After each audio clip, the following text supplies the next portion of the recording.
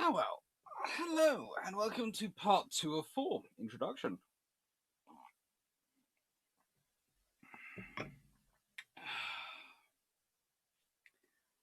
Of,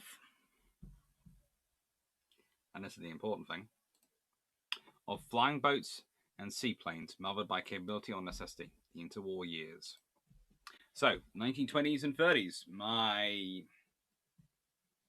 well, pretty much all of history is my happy space, but I suppose this is my very happy space as a rule. 1920s and 30s I have a lot of fun in. And in this period,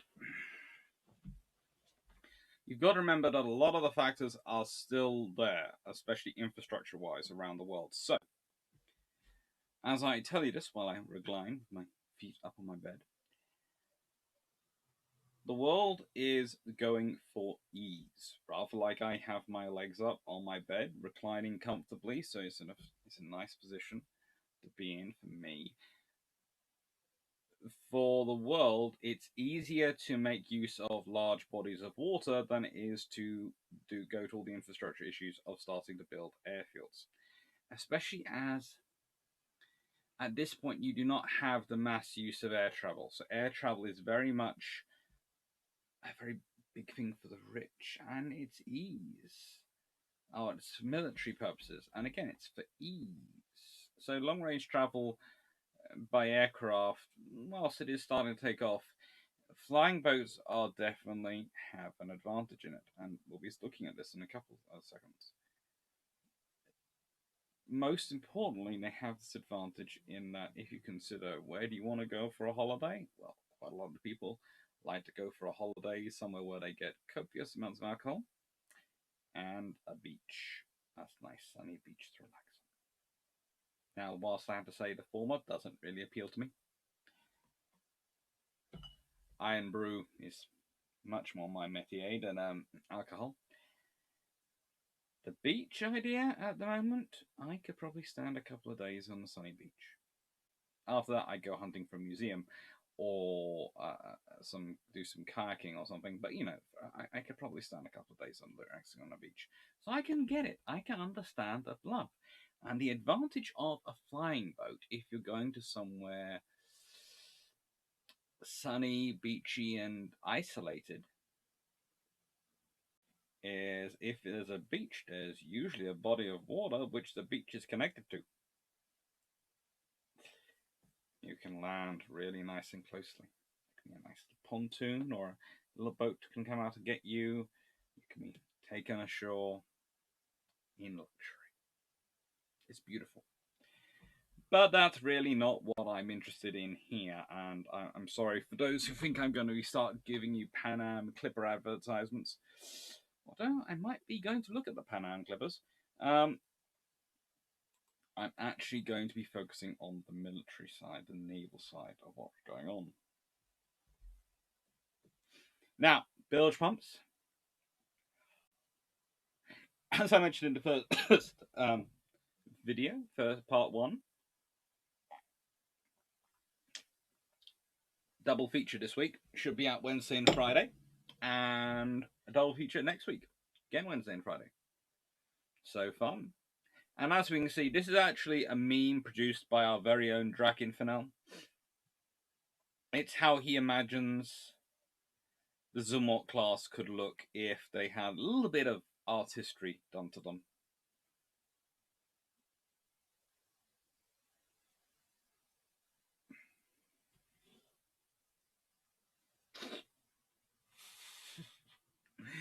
Mean Zumwalt. Definitely mean Zumwalt. So, first we go into these ones. We're going to look at Italy. Mainly because I'm starting off with Italy because it can't get any wackier than a 9-winged aircraft, can it? Or can it? But no, the CA-60 Transentro was supposed to be an early airliner. Only one was actually built, but I wanted it here because it's got 9 wings. It could take 100 passengers. And it was really quite a cool idea, apart from it crashed on its second flight. You can tell how memorable that plane was. The fact is, I haven't had to look at my notes once to think about it. It is a really interesting aircraft in terms of its construction, in terms of what they were looking at. And yes, it's not military, but it shows you the ideas which were going about in the early 1920s. And the fact is, this is a seaplane. This is an aircraft operating on water. In fact, it really wouldn't be possible with most of the land, the airfields at the time to build an aircraft of that scope. So, again, it gets you away from thinking the idea that this was something that they were doing because they had to. No, they're doing it because well, in a way, I suppose they do have to, but it's a great opportunity. So it's, is it necessity or is it is it capabilities of capacity? Oh, it's something which could only be done at that time with the technology available, really, on using the water. Especially if you wanted to turn into the sort of transportation system they were talking about. And then there's the Maschi M18, which is the Italian Navy's flying boat of choice. And it really does do very good reconnaissance. And this is another thing. We talk about the Reggio Marina and we talk about the lack of an aircraft carrier. And the fact that it's only later in World War II they start to really push it. But they do have aircraft. Float planes, seaplanes. And the thing is, the transition point for the moment at which the seaplanes stop being viable in comparison to the fixed-wing aviation advantages of the carrier plane is not in the 1920s. In many ways, it's a half a dozen of one, six of the other, right up until about 1935, 36. So you can almost understand that a force which is heavily pushed into one area, which has got to face political issues if it's going to go to another, hasn't made the transition yet. Especially when the argument from its own air force was, well, we've got land air bases all over this area, we cover you. You don't need it.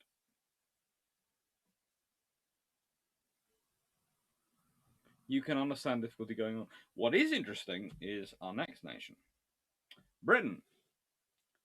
English Electric P5 Kingston. I know we always associate when we talk about English Electric, it's the Lightning, their little fast as anything fighter, which was basically an engine with fuel and a pilot strapped on it. It's kind of like Supermarine, who we're going to be looking at in the live. People just don't realize these are engineering companies, air engineering companies, which develop, which come to being largely thanks to seaplanes, thanks to what they're producing in terms of these aircraft, because these aircraft are their big sellers. The Felixstowe, who of course don't really survive much that long after the 1920s, but they do produce some interesting companies. The F5, the latest version and variant of the basically what I showed you earlier, the F2. It's a world beater at this point. In the early 1920s, these are the top of the line national maritime assets for aviation. Not what's floating around on Argus, possibly Eagle, later on, much later on, Furious, Courageous, and Glorious. It is these aircraft which are the aircraft which the fleet is looking to for its reconnaissance asset, for its aviation reconnaissance assets, for its long-range reconnaissance assets, its maritime patrol. It's looking at little, smaller float plane aircraft which go on its cruisers and go on its battleships and all these sort of things, and act as fighters. Some will act as fighters, and some will scout planes and gunnery aircraft. But it's also looking to these. These are a big loss to the Navy because, in many ways, it's an interesting thing. These are big aircraft. They take a lot of resources and material to build them. And you can imagine what I'm going to say is going on in the Air Ministry at this time, because the Navy's making a case for them. Soon that case will switch to making a case for the Fleet Air Arm, but definitely in the short term, it's making the case for these.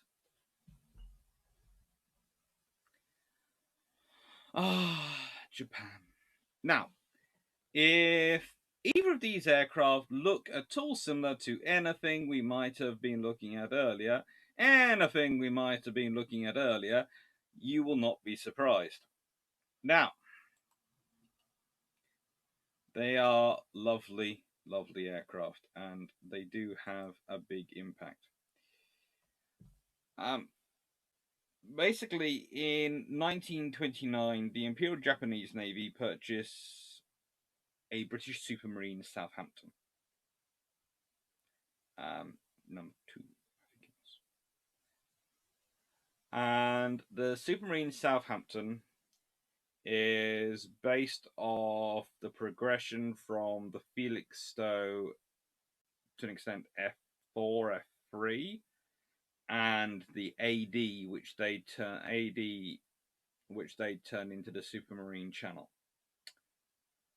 So there is a similarity going with that. And the Japanese Navy love it. They love it. It's amazing for them. It does all sorts of reconnaissance duties for them. It starts to really help with their actual ability to supply some of the forward formations they're thinking about having, but also it really does help with their terms of their reconnaissance ability. And the fact is, with one of these, you don't need an aircraft carrier or an airfield. You just need a patch of water.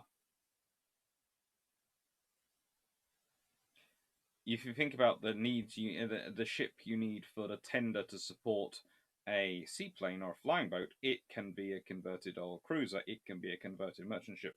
It's not going to be that expensive.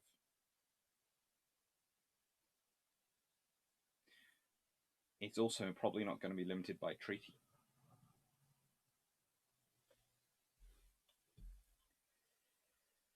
Now, the next one, the one next to it, now that is a very different beast.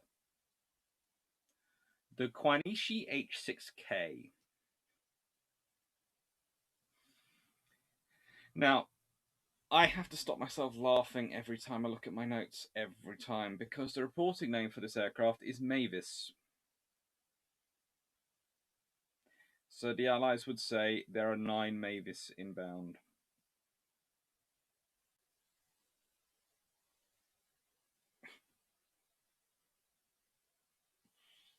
I'm sorry, I have no disrespect for the name Mavis, I've never associated with a particularly threatening name either. Which is a good thing, but, you know. Pretty much, they had visited the Short brothers in the UK. They'd also been doing their own development, their own style of things. They bought some more aircraft from the UK and probably from the US as well, I think. Although there's disputes over that one. And again, you've got the same thing going on still in seaplanes and flying boats as you had almost in during World War One, where you have nations shamelessly buying other nations' systems, looking at them, evaluating, and developing from them. Which is kind of interesting. You know, because you think about it, would Britain have allowed another nation to purchase its heavy bombers at the same period? Or America have allowed another nation to? Especially another major constructing nation. It's an interesting debate. But these were critical. There were 200 odd built, and they served throughout the World War II with the IJN. And they provide for anti-submarine warfare, transport of VIPs, transport of goods, transport of logistics. They're just being almost used ubiquitously. But they are a lot heavier. Um, their theoretical gross weight is now 17,000 kilograms, which is 17 tons. If you consider that compared to the ones of World War One, it's 3 times heavier, more than 3 times heavier.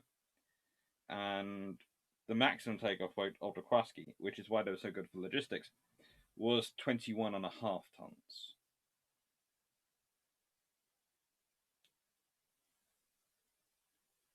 21.5 tons.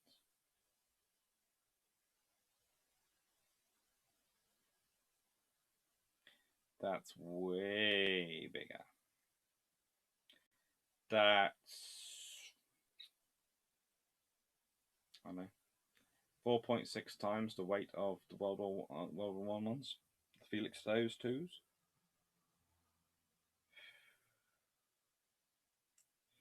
Although, again, they were armed with Japanese machine guns, so didn't have that much of an advantage.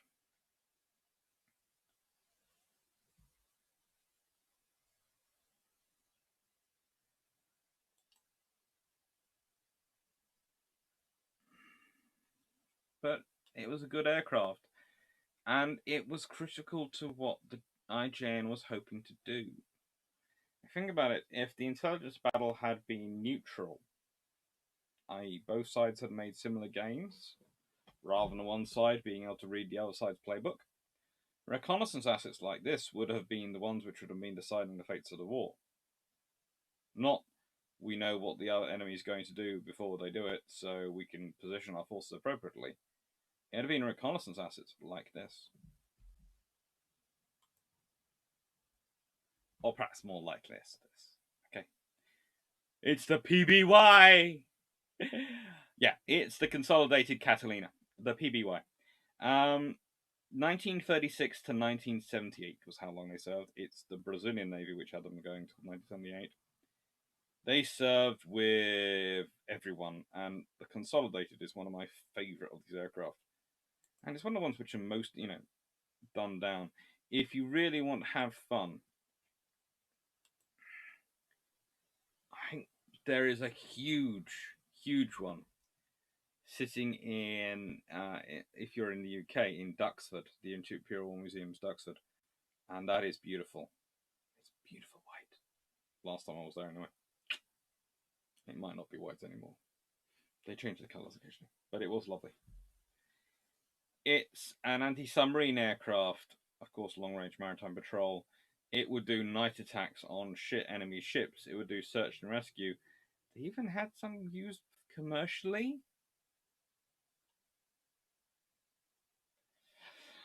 But, again, interesting enough, it is used by British, but it's used by the Royal Air Force, not the Royal Navy. Because, of course, the Royal Navy is not allowed them. So they're used by the United States Navy, United States Army Air Force, Royal Air Force, and the Royal Canadian Air Force. Number built, and this is the interesting thing, this is what would have really decided the battle, because we talked about the Japanese equivalent, and it was a few hundred. The PBY, 3,300. A little bit over, actually, 3,300. But 3,300 sounds cool. And it is just an amazing aircraft.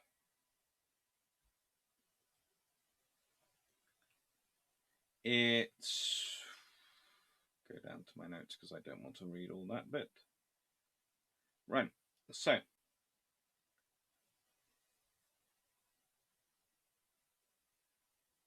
the original variant had a crew of 10,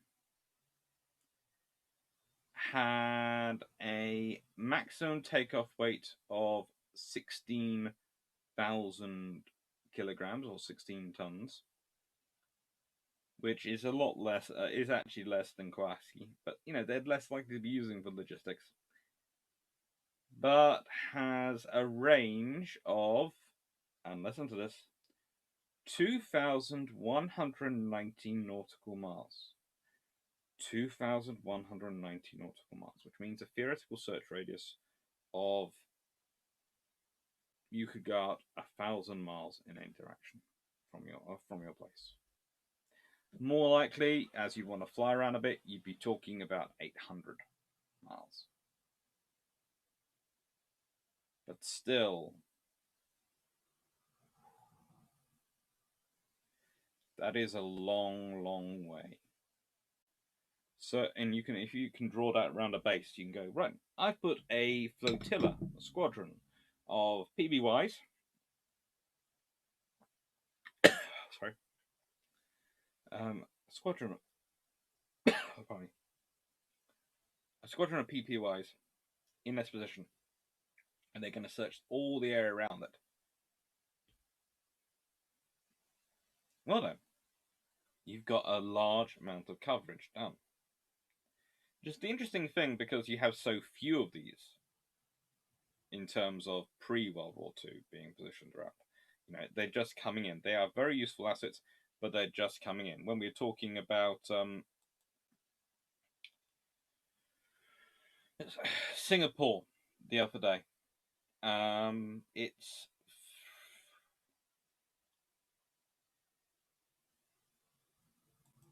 we talked about Singapore the other day. Find my notes. We were talking about Singapore the other day.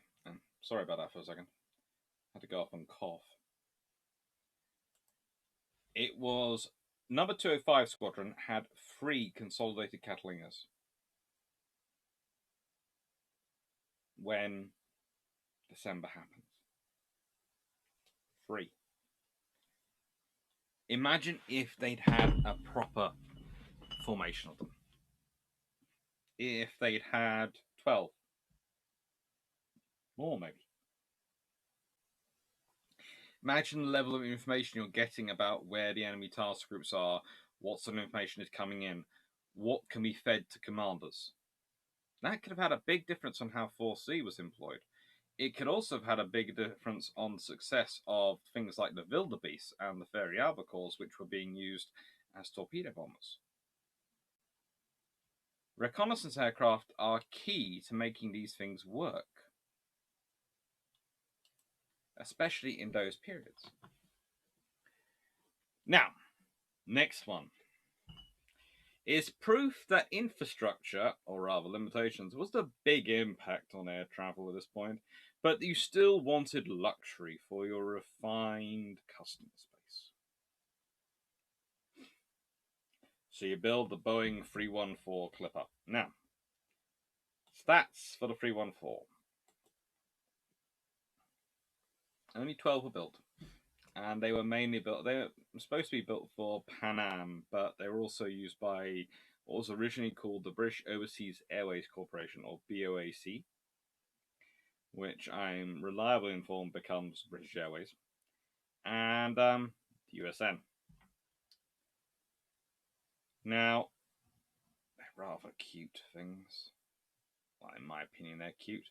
They also get names. There's only 12, and there's the Honolulu Clipper, the California Clipper, the Yankee Clipper, the Atlantic Clipper, Dixie Clipper, American Clipper, Pacific Clipper, Anzac Clipper, and Cape Town Clipper.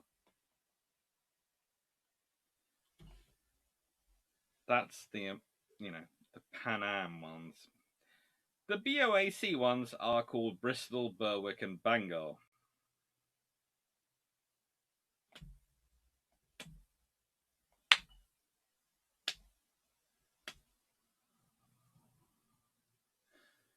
Sorry. I like Bangor. It's a lovely place. It's a lovely town. But as a name, comparing it to, I don't know, the California Clipper or the Dixie Clipper, doesn't really roll off the tongue as well, does it?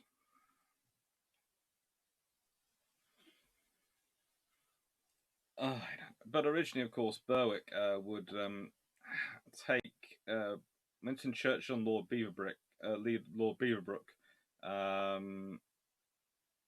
back to the UK in January 1942 after they'd gone to the States following Pearl Harbor. So, making Churchill the first head of state actually to make a transatlantic crossing by plane. And it was in Berwick. And they're cute. They have, the ability to just, take off if they want to with 38 tons. Had a sort of range of, well, it's always fun. Theoretical maximum range, when they did a lot of modifications, of 4,258 nautical miles. 4,258 at nautical miles. That's a long, long way. That's a very big aircraft to take off and land. Which is the advantage? Because you see, if you're talking about landing on an unprepared surface, your weight is one thing. It limits you. If you're talking about landing on a prepared surface, your weight is far better. But if you can't have a prepared surface, then if you can pick it, your unprepared surface should be water, because then you become a boat. And that can take a lot more displacement. It really can. Hang on. I skipped to Germany while I've been talking about... I got so wrapped up in the Clippers.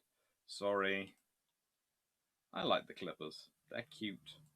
So, on the left, you have the Dornier Do X or Do 10, which was so big it couldn't actually be built in Germany and was powered by Bristol Jupiter engines. They built three. They built them technically in Switzerland because they couldn't build them in Germany. And they were the world's heaviest aircraft for a while. However, they were not that great. And whilst some were used by the Italians, they didn't survive that long. And whilst they look absolutely gorgeous, apparently the RAF didn't agree, because in 1943, the last surviving model, I think is how I read it, happened to get in their way, because whilst it was on display, it got bombed. I do not know. So much bombing. So many things bombed. In this case, that's past me, which thinks is a very, very lovely looking aircraft, but I'm still not quite sure about it. Apparently, at one point they called them a Flugschiff, which is flying ship.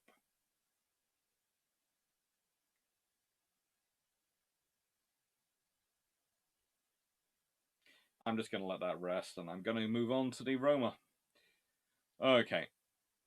So, again, the German Navy, Germany is really in a bit of a trouble when it comes to trying to operate aircraft. They have a lot of very people who would be very not keen on the Germans operating aircraft. So, the X Roma is technically built for the French Navy.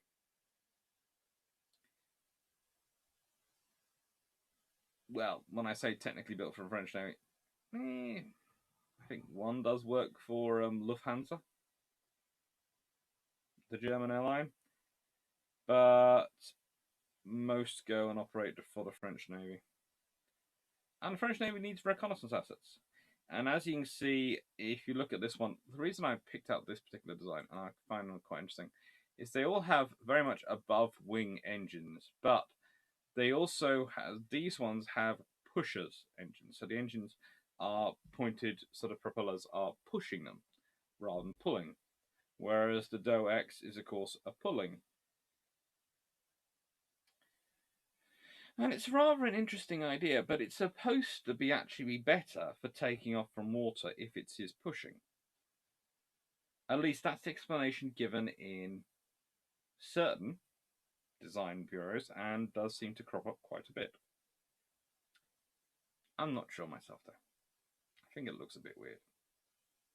But if it works, it works.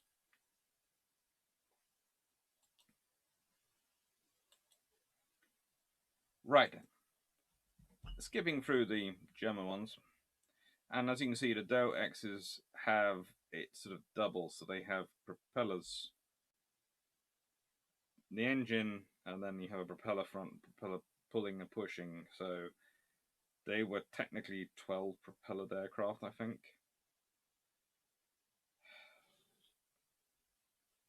So much complexity. So much complexity. And you can understand, yes, what they are trying to get over and what they're trying to accomplish, but there is a certain point at which you're just adding gratuitous engines. And they were gratuitous engines. Right then, the short Singapore.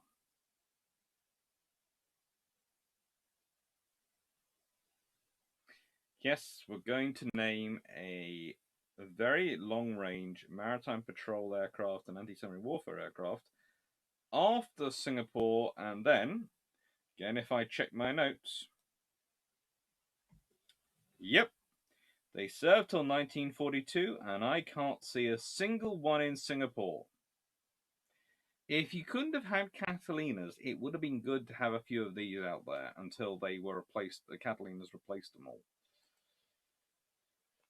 But here's also the big, the powerful, the beautiful, the short Sunderland. Now, I have some interesting stats on the short Sunderland and the Singapore, and I'm going to go through them. Okay. So, the Singapore, there's 37 built, and they are technically in construction until 1937. So, 1934 to 37.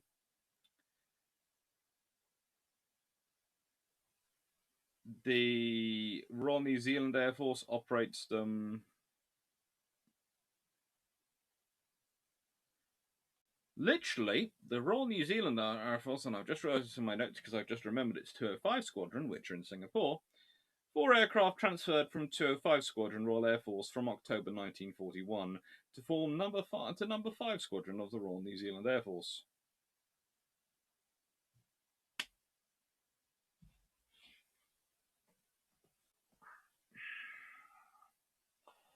Okay, so we have a major port, we have a major facility, which is literally our front line with the enemy, and we are transferring away our primary reconnaissance asset. Okay. Alright. I will not rant about Singapore in this video. I will not rant about Singapore in this video. Okay. And originally, Singapore had actually got 203 Squadron, 205 Squadron,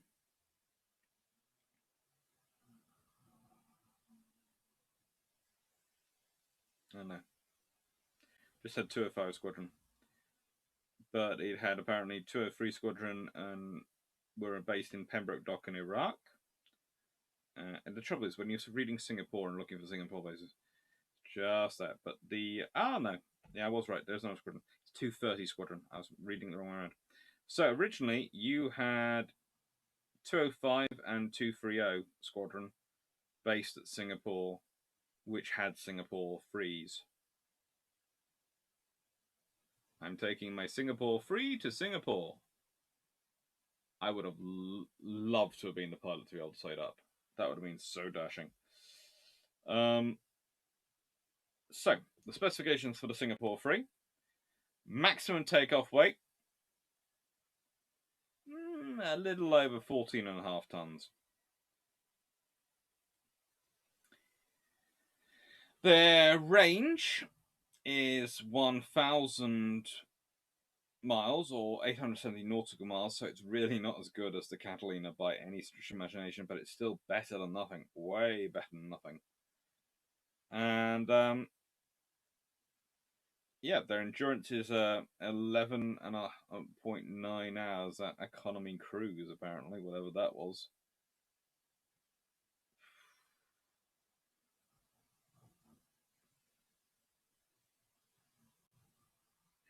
Sorry. Again, the overwhelming urge is to go, why?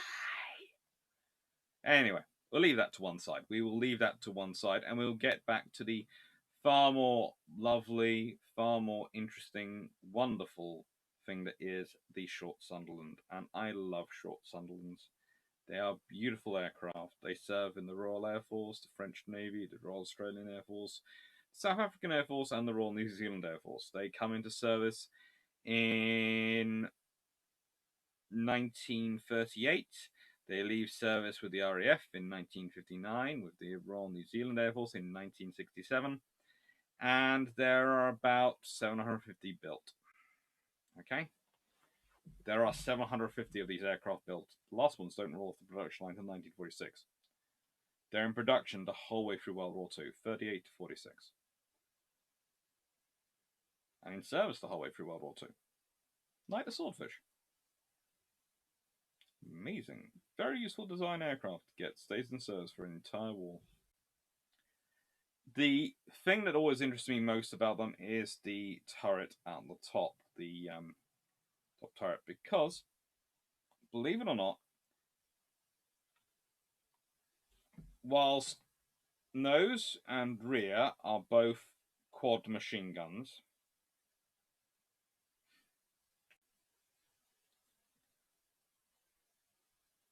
you have, machine gun. You have two in the forward turret and two in the dorsal turret. So you have all sorts of. This is basically the the Britain's answer. I was going to say Royal Navy answer, but Britain's answer to the Flying Fortress in terms of it's got so many machine guns all around the place. And they also even had some machine guns in the waist position. And on later variations, those guns get upgraded. So it's just cool. It's just bristling with machine guns. Admittedly, honestly, it's not the fastest thing in the world. Let's be honest. Maximum speed, 210 miles an hour. So, it needs the defense. But it also has a range of only 1,500 nautical miles, or endurance of 13 hours. So it's really, okay, yes, the Catalina is the far better aircraft for, perhaps for long-range reconnaissance. But this can carry almost 26.5 tons when it takes off. Its gross weight is 26.5 tons. So it can take on about 10 tons worth of stores. And on the other plus side, it has no weird propeller arrangements. The engines are in the wings and the propellers are facing forward. So I'm happy. I'm very happy with that. I like the short Sunderland. And now I'm at 37 minutes. So I've been talking a bit too much about some ones. Catalina. I like Catalinas. Anyway, Thursday, 9th of July, of course, it's Flying Boats Seaplanes today. Hence, doing all these introduction videos. And some more Admirals, Engineers, Historians on the 14th. And Naval Diplomacy on the 16th. Patreon video on the 20th of July. And next one is at courtesy of the CIA. Royal Navy operations in the Indian Ocean from 1941 to 43. I'm so glad the CIA follow me. So kind of them. 23rd of July, From the Sea, Korea-Indonesia confrontation. 28th of July, Making Mare Nostrum a Hollow Jest, Iron Submarines in the training. And 30th of July, Pre-Tribals, the Orion's Destroyer Force before the great and the wonderful beauty arrived of the back pocket cruisers. AC Naval History. AC Naval History. Global Maritime History. There is a theme going on here. So, mothered by capability or necessity into war years. Well, there is a necessity. You need large aircraft, long-range reconnaissance, long-range movement of goods, long-range anti-submarine warfare patrols, and there aren't that many airfields which can support aircraft of sufficient size and weight to do that. But here's the thing. So it's a necessity, but it's also a capability, because by doing this, they can exploit far more rudimentary facilities. They can be used to exploit far more facilities which are far less available than other places. So I'm still on the capability side of the debate, I think. I'm still on the capability side. Anyway, thank you for listening, and I hope you'll join me in part 3. Thank you. Thank you.